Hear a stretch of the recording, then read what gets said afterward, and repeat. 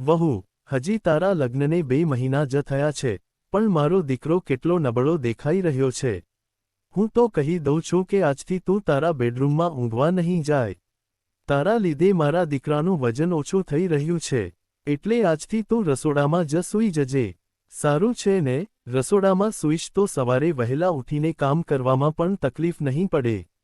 મંગળાબેન પોતાની વહુ પૂર્ણિમાને ધમકાવતા બોલ્યા.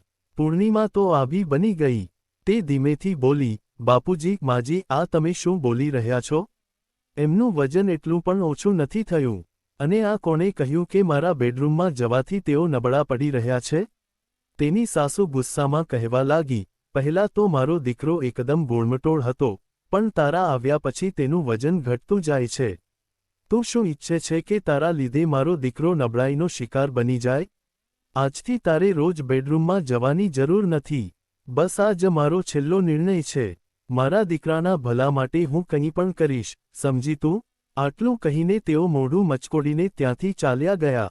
પૂર્ણિમા સ્તબ્ધ થઈને ઊભી રહી ગઈ. તે હજી નવી પરણીને આવેલી વહુ હતી, એટલે આ બાબતે વધારે દલીલ ન કરી શકી. તેને આ બધી વાતો કરતા શરમ આવતી હતી, પણ સાસુએ જે રીતે તેના પર આરોપ લગાવ્યો હતો, તેનાથી તેનું મન દુભાયું હતું. તે હજી ઊભી વિચારતી જ હતી ત્યાં જ સાસુ ફરી રસોડામાં આવ્યા અને બરાડા પાડીને બોલ્યા, ખબરદાર, જો મારા દીકરાને આ વિશે કંઈ પણ કહ્યું છે તો માં દીકરા વચ્ચે ફૂટ પડાવવાની કોશિશ કરી તો તને ક્યારેય શાંતિથી જીવવા નહીં દઉં. તું જાતે જ તેને કહી દેજે કે બેડરૂમમાં તને ગભરામણ થાય છે એટલે તું બહાર સૂઈશ. આટલું કહીને તેઓ ફટાફટ ત્યાંથી નીકળી ગયા. હવે તો પૂર્ણિમાને ખરેખર ગભરામણ થવા લાગી કે આ કેવું વર્તન છે. તે રોટલી શેકી રહી હતી પણ તેનું ધ્યાન બીજે હોવાથી એક રોટલી બળી ગઈ. બળેલી રોટલીની ગંધ આખા રસોડામાં ફેલાઈ ગઈ, એટલે તેણે ગભરાઈને ગેસ બંધ કરી દીધો. તેની આંખોમાંથી આંસુ વહેવા લાગ્યા. તે વિચારવા લાગી કે તેણે એવી તો શું ભૂલ કરી છે કે મમ્મીજી તેને આટલું બધું સંભળાવી રહ્યા છે. થોડી વારમાં તેનો પતિ અમર પણ ઘરે આવી ગયો. આજે પૂર્ણિમા કંઈક અલગ જ મૂંઝવણમાં દેખાતી હતી. અમરે મોકો જોઈને તેનો હાથ પકડી પોતાની નજીક ખેંચતા કહ્યું, શું વાત છે? આજે કેમ આટલી ઉદાસ લાગે છે? મમ્મી પપ્પાની યાદ આવે છે કે શું? પૂર્ણિમાએ પરાણે હસતા હસતા કહ્યું, ના, એવી તો કોઈ વાત નથી.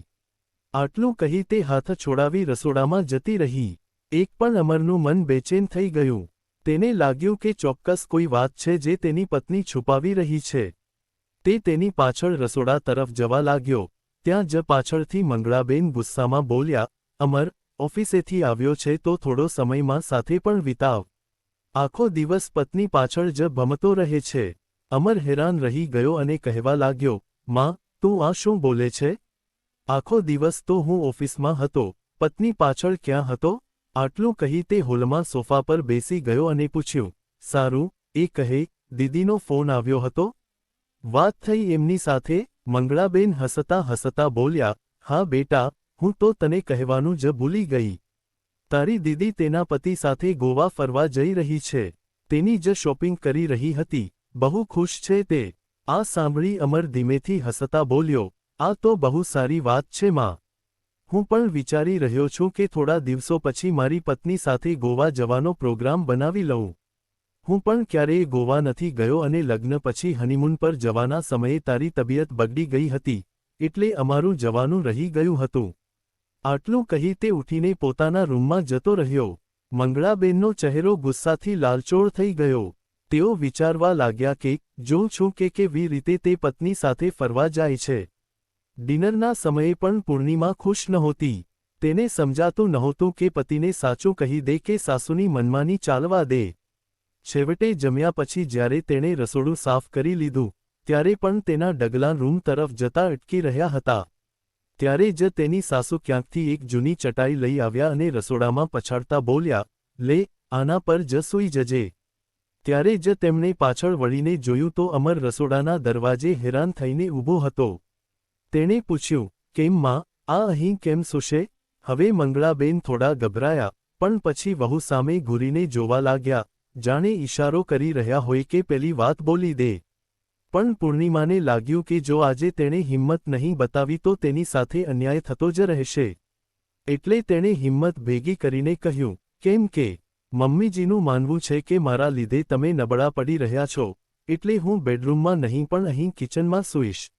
આ સાંભળી અમરનો ચહેરો ગુસ્સાથી લાલ થઈ ગયો. તે કહેવા લાગ્યો, આ કેવી નકામી વાત છે માં, આવું વળી ક્યાંને હોય? અરે, મારું વજન ખરેખર બહુ વધારે હતું.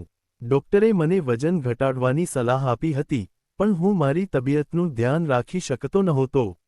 લગ્ન પછી મારી પત્નીએ મારા ખાવા પીવાનું ધ્યાન રાખ્યું છે. તે વધારે તેલ મસાલાવાળું ખાવાનું નથી બનાવતી.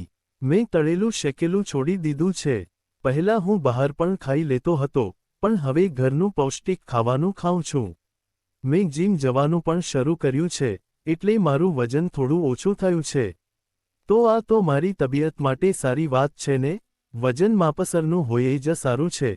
વધારે વજન રાખીને બીમારીઓને આમંત્રણ આપવું એ ક્યાંની સમજદારી છે? અને આમાં મારી પત્નીનો કોઈ વાંક નથી કે તું તેને અહીં સૂવાનું કહે છે. તેણે આગળ કહ્યું, બીજી વાત, જો તને લાગતું હોય કે વહુના લીધે મારું વજન ઓછું થઈ રહ્યું છે અને મને નબળાઈ આવી જશે, તો જીજાજીને પણ ફોન કરીને કહે કે તેઓ પણ દીદીને રૂમમાં ન રહેવા દે. તેઓ તો સાથે ફરવા જઈ રહ્યા છે તો તને કેટલી ખુશી થાય છે. અને જ્યારે મેં તને કહ્યું કે હું પત્ની સાથે ફરવા જવાનો પ્લાન કરું છું, ત્યારે તરત જ તારું મોઢું ઉતરી ગયું હતું. હું બધું જ અનુભવી રહ્યો હતો, પણ તે વખતે હું કંઈ બોલ્યો નહીં. અને આજે તારી વાતો સાંભળીને મને એવું લાગે છે કે ક્યાંક તે અમારા હનીમૂન વખતે પણ બીમાર પડવાનું બહાનું તો નહોતું કર્યું ને? આ સાંભળી મંગળાબેનનો ચહેરો ફિક્કો પડી ગયો. અમર ગુસ્સામાં બોલ્યો, માં, તું એવી સાસુ ના બનીશ જે દીકરા વહુને સાથે જોઈને ખુશ નથી થતી. કારણ કે પછી આવા દીકરા વહુ પાસે ઘર છોડવા સિવાય બીજો કોઈ રસ્તો નથી રહેતો. આટલું કહી તેણે પૂર્ણિમાનો હાથ પકડ્યો અને કહ્યું, તું રૂમમાં જઈને આરામ કર, હું થોડી વારમાં આવું છું. પૂર્ણિમા ચૂપચાપ નીચું જોઈને રૂમમાં જતી રહી. ત્યારે અમર બોલ્યો, માં, મારી જિંદગીની બે મહત્વની સ્ત્રીઓ તું અને પૂર્ણિમા છો. દીદી તો તેના સાસરે ખુશ છે, તેની મને ચિંતા નથી, પણ હું ઈચ્છું છું કે હું મારી માં અને પત્ની બંને પ્રત્યે મારી ફરજ સારી રીતે નિભાવું. જોઈ લેજે, ક્યાંક એવું ના થાય કે તારા ખરાબ વર્તનને કારણે હું તારા પ્રત્યેની મારી ફરજ ચૂકવી દઉં.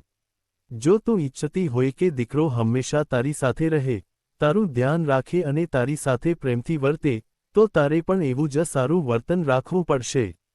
કારણ કે આજના સમયમાં કોઈ પણ વહુ અત્યાચાર સહન કરીને બધું જ સહન કરવાનું પસંદ નથી કરતી. આટલું કહીને તે પણ પોતાના રૂમમાં જતો રહ્યો.